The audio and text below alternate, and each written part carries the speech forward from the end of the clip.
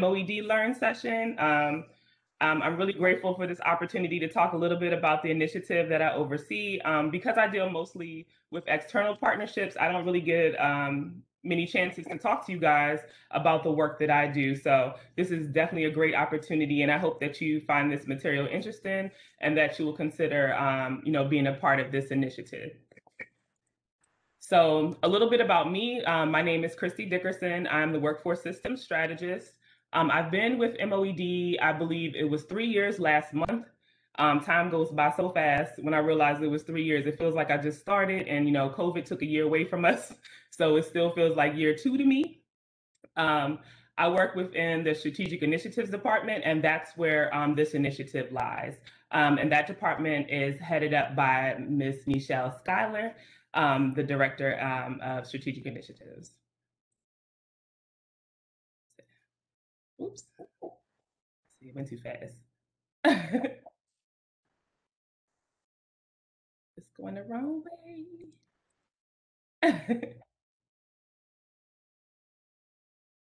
All right.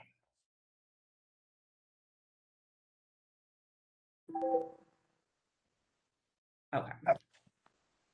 So, what is the initiative that I lead? So, we're talking today about practice advisory, and I know a few of you have been to a practice advisory convening, so you've experienced it, you know what it's like. But just to give you a little bit of, our elevator pitch of what we say practice advisory is, it's a quarterly convening of local workforce practitioners geared towards educating and improving practices, policies, and collective approach to scaling workforce outcomes at the population level. And all that is a nice little package of saying that we're trying to get our workforce provider partners to come out of their silos and see each other as resources and not competition. We wanted to bring everyone together to work on current events, things that are impacting the work that we do on a daily basis, and see how we can improve those practices, not only for the residents that we serve, but actually for us as workforce practitioners. The picture that's on this current slide is actually our last convening that we had in person, which was all the way back in January of 2020, where United Way was nice enough to let us use their beautiful space to have our convenings. And you can see that there is a rather large crowd at this convening. We have about 81 organizations currently participating in practice advisory. So that includes training programs, workforce development, job placement programs, educational services, supportive services, and a couple of health initiatives. So what are a few of the principles of practice advisory? So practice advisory always applies a race, equity, and inclusion lens. We partner with Community of Practice, which is an initiative that is brought to us by Associated Black Charities. If you're not currently involved or if you've never been to a Community of Practice convening, I highly encourage you to try to attend one. If you need to get connected with Associated Black Charities, I can get you connected with Tiffany Truss and John Law that oversee that program. It's a very nice and informative program, and it gives people a really good chance to speak about racial equity and inclusion and their feelings about that space. Practice advisory is action oriented, where we have these convenings, and if you've ever been to one, our in-person convenings are usually 5 hours, so it's a daily thing. So, an all-day thing. So we come together to talk about things and to actually put into action what we need to do to improve those practices. The practice advisory is also focused on raising the quality of service amongst partner members. That means that if you're going to be a part of practice advisory, you have to be prepared to be held accountable. So, we can't go out here and say like we want to improve practices for residents if we're not taking care of home first. So all members of practice advisory are being held accountable for the work that they do. Practice advisory members are willing to challenge and to be challenged to resist the status quo, meaning that if you see something that isn't going right, or you feel that isn't right, or isn't in the best interest of the people that we serve, that you feel empowered to speak up and to share your views on those subjects. Practice advisory members are also willing to make changes to the way that they work based upon data. Data is a big thing. I know that you guys have heard Jason and some of the other members of the board begin to talk about the WIDS, which is the Workforce Integrated Data System. We want to make sure that practice advisory members are using data to make informed decisions when it comes to programming, to recruitment, and to how that we use the funding that we receive for the programs that we're overseeing. The practice advisory utilizes a strength-based approach to workforce development. And also, in order to work together effectively, PA members are trustworthy and demonstrate trust in each other. And that is a big part of practice advisory, because we talk about, and I'll talk about a little bit later in another slide, practice advisory is a safe space for practitioners to talk about any kind of challenges or any kind of feelings they have towards the work that they do. And that all goes into how we can make this work better. So we have open, honest discussions, and we want practitioners to feel comfortable in that space to talk freely about what's going on within the workforce development sector. So when it gets to practice advisory and how we got started, we like to look at practice advisory in 3 stages, because this is a fairly new initiative. It's the only initiative that I've done since I've been here at MOED. So it hasn't been around, I think we are in our 3rd year. So practice advisory initially began as a part of One Baltimore for Jobs, which I'm sure a lot of you are familiar with. It was a 2.5-year pilot initiative administered by the Mayor's Office of Employment Development that brought together state and local agencies, workforce service providers, and community-based organizations to help address employment barriers, provide free access to high-quality skills, training, and place residents in jobs. And so the persons or the organizations that were a part of One Baltimore for Jobs decided that, this was a great initiative. I know the funding has ended for this, or the pilot concluded in 2017. But we want to keep this work going. We like where this is going as far as working together, seeing each other as a supportive system, working together to make a change and make things better for our practitioners. So how can we do that? So that began the first stage of practice advisory. And the organizations that decided to continue this work currently make up the governance committee of practice advisory. And the governance committee basically looks at what's going on within the workforce sector, either through their own organizations or projects that they've become aware of or that they're working on, and they decide whether or not it's something that they would like to present to the group. The body as a whole decides, this is what we want to look at, this is what we want to work on, or this is a speaker that we want to hear to give us more resources and information on this. And then we proceed with looking at that work or that initiative. So this all goes back to the convening, and we say that PA provides a safe space and supportive space for practitioners' voices to be heard or elevated. That is the main principle of practice advisory. Because I think about my time as a practitioner, as a case manager, where I was like, where did this idea come from this? Like, this does not help my work at all. If anything, it makes it worse. I wish I would have been able to voice my opinion or, share some insight onto how this affects my day-to-day work. And that's what practice advisory does. Now, it's not a session where we just get together and complain, but it's actually people looking at different initiatives that are coming down and how this affects the work that we do. Can we work together to make this better? Can we, as a support system, work together to change these practices because we feel like it doesn't help the work that we do, or it negatively impacts the residents that we serve? So practitioners that are part of practice advisory understand that every resident deserves the opportunity for meaningful work and a hopeful future, meaning that that's the ultimate goal that we're working towards: improving the services for residents, making sure that they are getting meaningful work, and that these are careers that are leading to long-term employment, or if they need the supportive services to help them achieve and maintain long-term careers. So as we go into the third portion of practice advisory, that is the more of the organizing piece. So if you've been to a previous convening, you've noticed that we bring in speakers and we talk about different initiatives. We also have professional development opportunities.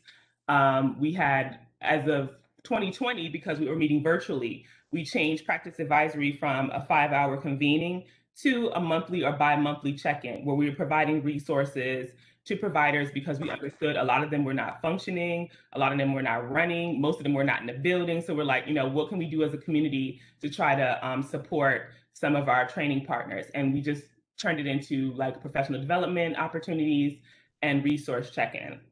So now that we're getting back on track, and we probably won't be able to meet in person anytime soon, so we still have to tailor our work to be virtual. We want to get back to looking at what are the major issues that practice advisory as a whole could be working on to improve. So way back in 2019, I believe this was in October, we polled everyone who was in the room for one of our convenings to ask, what are the 5 areas that we really need to look at or that are really broken within our system, and what can we do to help fix them? So this box right here are just a few. We actually had over 100 um, suggestions of areas that we could look at as a group and try to, target as far as workforce development and supportive services. We were able to narrow that down into 5 actual areas that Practice Advisory wants to look at. And so to address these issues more effectively, we've decided to go from our standard convening of having someone come in and speak, and then we talk about it, to breaking everyone up into 5 subgroups to look at or address each one of these areas. So the first one is networking and increasing transparent and efficient information sharing. And so we've already started that as a group. We use a platform known as Mobilize. With that platform, we're able to share information with each other, be it training programs, funding opportunities, job openings, job fairs, anything that you can think of that is work related, we can share on that platform. Each practitioner has the ability to upload their own flyers, talk to practitioners themselves. If someone has a question about what they have going on, they can talk directly to that person without having to go through me as an administrator. And so we wanted to open up the lines of communication, especially during COVID, where we're not able to meet with each other, to have a platform where we're able to share this information. We want to take that to the next level by having videos and other things that people are able to view at their own leisure, because we know that everyone is not able to attend all of the convenings or the workshops that we have, and we want to make sure that that information is available. So that will be a group that will address specific or strictly communications and marketing. Secondly, the second group will be adopting more thoughtful hiring practices, including analyzing and removing unnecessary job and training program entrance barriers. So we want to look at the hiring practices with the employers that we partner with, looking at if, are there barriers that we ourselves are putting on them as practitioners, and if there are any barriers on the job. So kind of improving the way that we're working with the employers once someone has received employment, what kind of supportive services are afforded to them. The third group will look at wraparound services for barrier removal. So wraparound services would also include any kind of supportive service, such as substance use, transportation, housing, food, anything that is a barrier to someone, not just for employment, but for life overall. So if we can help anyone remove those barriers, or try to compose a list or an ecosystem of providers that are able to address those barriers, and we have like a warm handoff to get residents connected to those services. Fourth group will be systems integration and designated navigators. That goes back to the whole data piece. We want practitioners to be more comfortable with using data and using data effectively, actually looking at data to make informed decisions when it comes to programming and how they address the needs of their residents, and also looking at technical assistance sessions where they're able to talk to data experts when it comes to looking for resources or answering questions about how to use that data effectively. And more than likely, I see that becoming a professional development activity later on down the road, because I know that data is not everybody's favorite thing, but it's definitely vital to the work that we do to make sure that we are using the demographics that we're collecting and information we're collecting from our residents to make informed decisions about where we're going from this point forward. And then lastly, it's increasing employer responsibility, which is always a tricky one, because we want to have employers on our good side. We definitely want them to be at the table, but we also need to look at, what employers are providing for the residents that we are referring to them. Like, are they providing a livable wage? Are they providing benefits? Is the on-the-job experience, pleasant or doable? And we want to make sure that we're having a strong connection with those employers so that we can create feedback loops and share information with each other about, once we've referred a person to you, for example, for a job and they've been hired, if this person is having any kind of challenges on the job, do they feel comfortable, coming back and talking to that practitioner saying, hey, this person is having a little bit of a transportation or a daycare issue. Are you able to work with them? So we really want to partner, develop and strengthen our partnerships with employers that we feel comfortable to have these conversations at the end. So by breaking out everyone into these 5 subgroups, we feel like we can cover more areas, cover a wider area, and attack these issues head on. And we can tailor our convenings to now having report out sessions from each one of these subgroups so that everyone can share and find out what's going on. This doesn't mean that we will take away the whole, guest speaker or some of the other fun activities that we do within Practice Advisory, but we saw the importance of breaking out into these subgroups because there are more and more initiatives that are coming down the road that will need our attention. So we have to organize ourselves in a way that we're able to effectively address these issues. So I know I've talked a lot about external partnerships and, people that we work with outside of MOED, but it's very important that we have, MOED present at, some of these events. We really want, you guys to be a part of the process as well. We're talking about breaking out into subgroups. If you see a subgroup that you like, or if you're not currently on the invite list to attend one of the Practice Advisory convenings, please feel free to reach out to me. I'll make sure that you get the invitation. And definitely join our Mobilize community. That's where a lot of the information sharing happens. So if you have something from your site that you work at that you would like to upload and share with partners, you can share that on there as well. You can find out information from other practitioners. It's a wide range of information that is available on Mobilize. And so if you're unable to jot this down, to the link to our Mobilize community, I'll make sure to email it out to everyone else. But like I said, we really, really would like to have a stronger MOED presence at Practice Advisory. External partners are important, but it is more important to have our MOED staff be a part of this initiative as well. I'm looking to hear, I like to hear a lot of the feedback that comes from the MOED staff and how they feel about the convenings and what they feel we can add to them and what, you feel isn't necessary or your feelings about the convenings overall. I hope you see this as a resource and an opportunity to network and share with some of our external partners. Like I said, you can reach out to me anytime that you have any questions about Practice Advisory, a question about the convenings, or thank you, Chantrice. Chantrice just dropped it in the chat for us, or anything else that goes along with this initiative. Does anyone have any questions about Practice Advisory or anything that I've gone over today? I know I tried to compact everything into one little package, but I'm really open to hear if you have any questions or suggestions or any feedback you've had from if anyone has attended any of the Practice Advisory convenings in the past.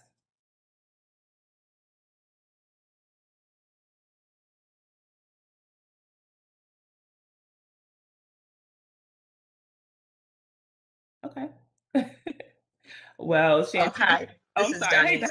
Hey, Good morning. I was going to say I have attended in the past, and I think the one thing I liked about it was the variety of people that were in attendance, and also it lets you know that you're not alone in the work that you do, that sometimes that you feel like that is it only me experiencing this, but you find that others have helped to have the same challenges, and they can give you good strategies or best practices to kind of overcome them or to frame how you look at it differently.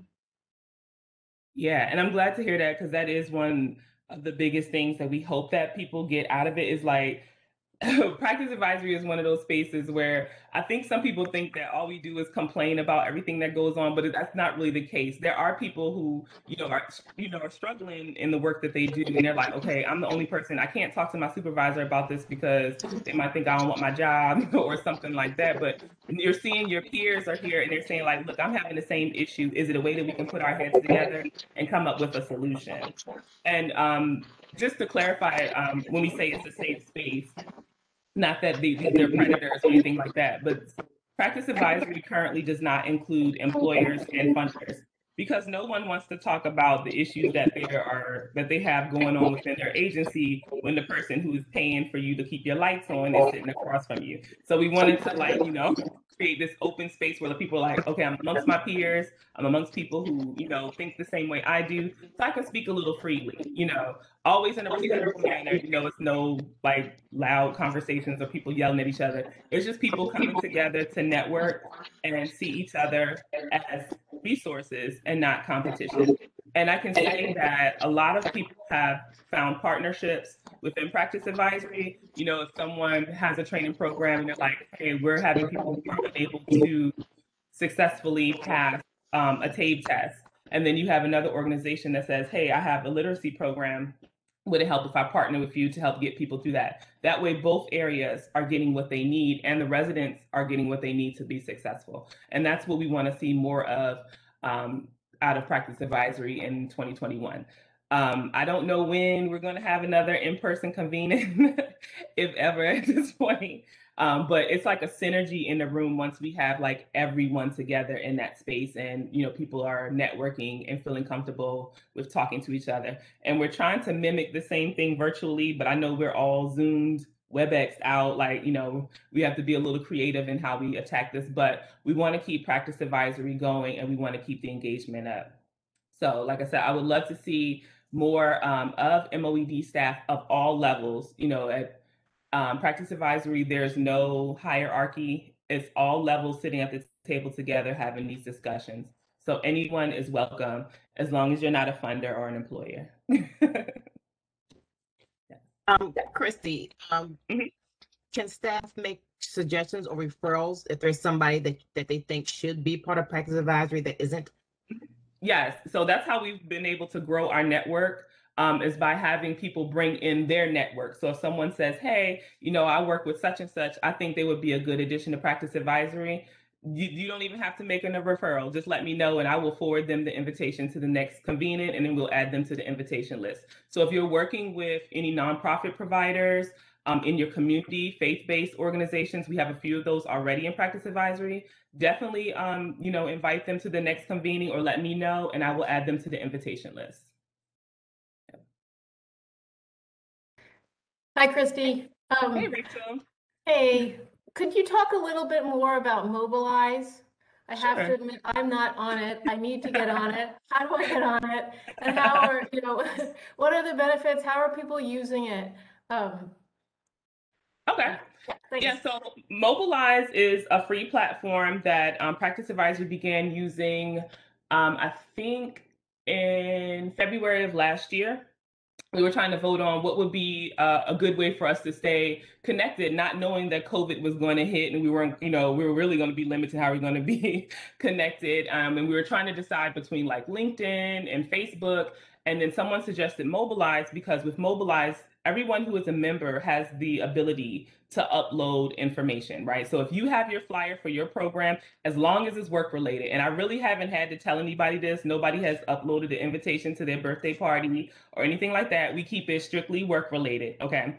So you're able to upload your flyers. We have some people who are posting open opportunities for careers throughout throughout their organization, funding opportunities. Some of the funders have given me information, and we provide, you know, we make sure that that is available to all the practitioners who are part of Mobilize. So it's basically like a social media site without like the freedom of anybody can join. Everyone in there is a member of Practice Advisory. And so that link that Chantrice shared into the chat box, that is the registration link. And then you'll get like a notification that your membership is pending, and then I'll just go ahead and approve you and you come in. Once you come in, you don't have to send me any of the information. You can do it yourself. And then you're also free to, you know, chat and network with some of the other practitioners that are a part of Mobilize as well. And I know, Rachel, we were talking about kind of implementing this with youth committee. And so I was able to share this with 3 of the youth interns. And so they're looking at it. So if, you know, that'll be something that they can use as well. So we'll get a lot of practice with using Mobilize in the near future. So also though, and this is a thing I have to go over with IT again, sometimes Mobilize gets hung up in our spam. So if you don't get a response back, let me know. If not, you may have to use like your personal Gmail or another account like that, because sometimes that response won't get to you, like it'll spam it out. They've only let through like a few people who are administrators. So if you have tried to get on Mobilize before and it didn't come through, sometimes the OED email will hold it up. So if you don't, we don't post, a lot where your email will be like bombarded with a lot of emails from Mobilize. But if you want to stay connected, you can use a personal email address, and you just fill out the form saying who you are, what company you work for, and then you should have no problem getting approved. Yeah. Right.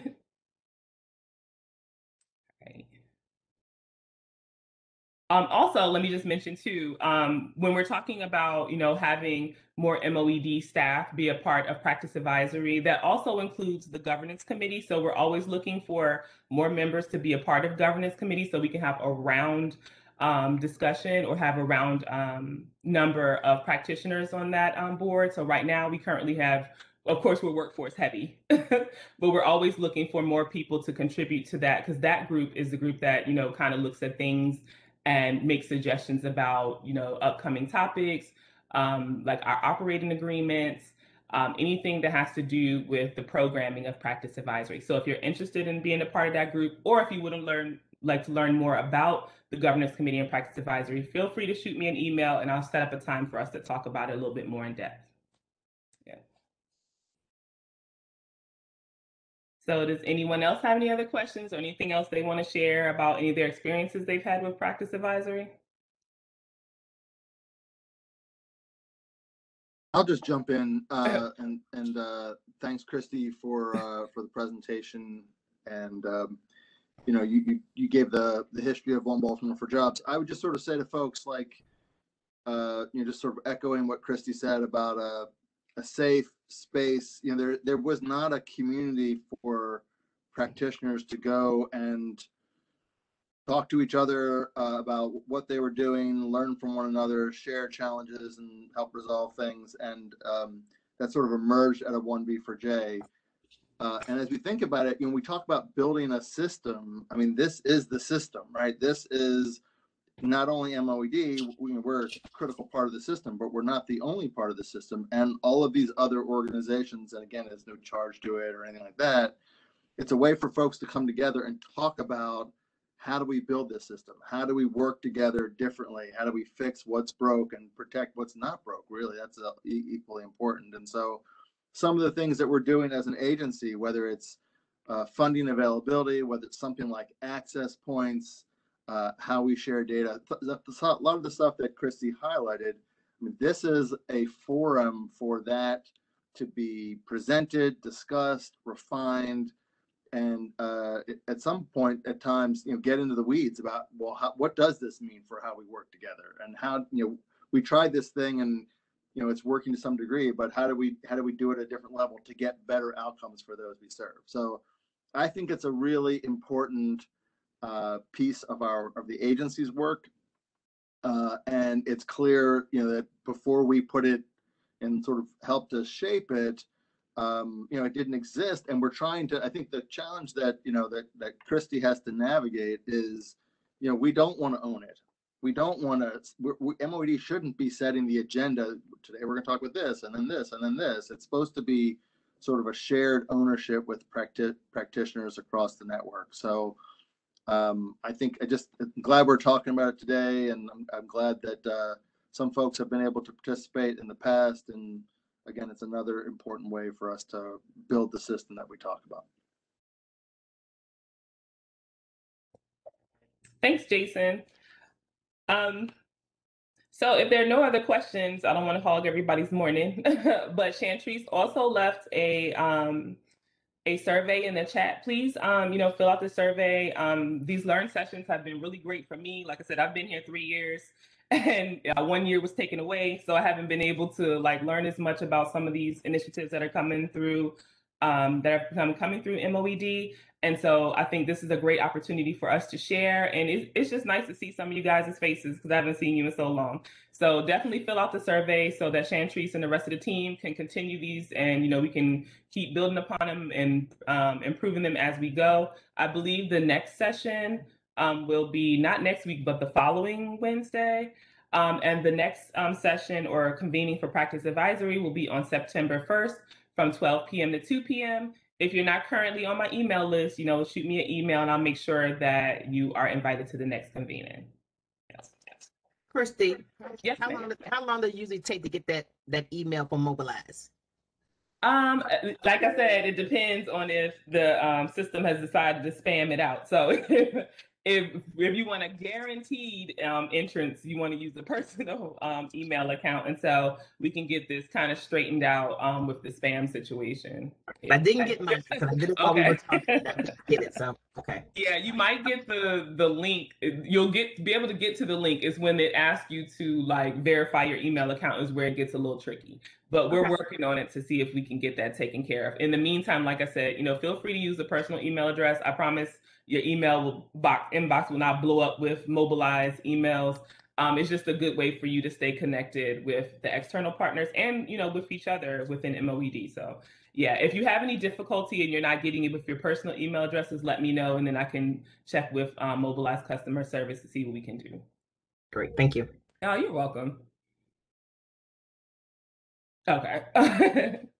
Yeah, so when I say how IT can help, they were saying as an administrator, they had to physically go in and take out the registration for me so that I could take it out of the spam box so that I could register as an administrator of Mobilize. And so we have to kind of, some things when we have with our email, we're unable to get because it gets spammed out. I know I don't get doodle poll results. It's a lot of different things that I've had to go through IT to ask, is it possible that you can pull those things out so that I can register or receive the results from those certain things? So that's what I mean by how we can get IT to help. If we're able to get them to approve Mobilize emails coming through our email addresses. Yeah.